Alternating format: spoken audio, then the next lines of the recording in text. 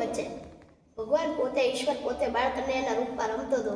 એ 14 વર્ષની ઉંમરે કૃષ્ણ પરમાત્મા છે એ ગોકુળ છોડી મથુરા જતો રહ્યો. પછી મથુરાથી ગોકુળમાં સંદેશ દેવા માટે થઈને ભગવાન કૃષ્ણ ઉદ્ધવને ગોકુળમાં મોકલે છે. ઉદ્ધવ ગોકુળમાં આવે છે.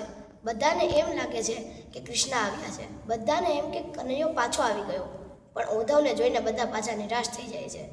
સંદેશ દેવા આવેલા ઉદ્ધવને એમ કહે છે, અમારે કાંઈ તમારા સંદેશ નથી સાંભળવા, તમે અમારો સંદેશો એ કનૈયાને દેજો. શું હતો એ સંદેશો?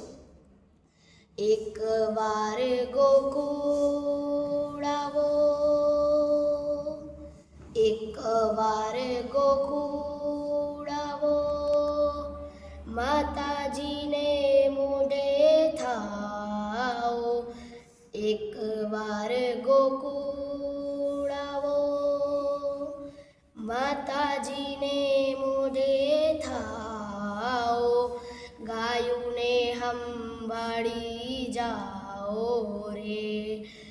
એ ઉદ્ધવજી મારા વાલાને એ વઢીને કેજોજી, માને તો મનાવી લેજો રે. એ ઉદ્ધવજી મારા વાલાને એ વઢીને કેજોજી, માને તો મનાવી લેજો રે. તમે છો ભગતુના તારણ, તમે છો ભગતુના તારણ, એવી અમને હૈયા ધારણ.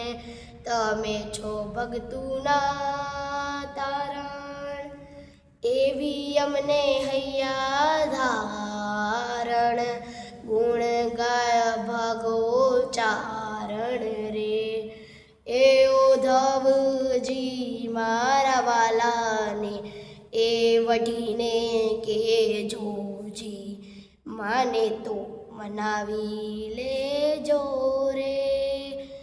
એ ઉદ્ધવજી મારા વાલાને એ વઢીને કેજોજી.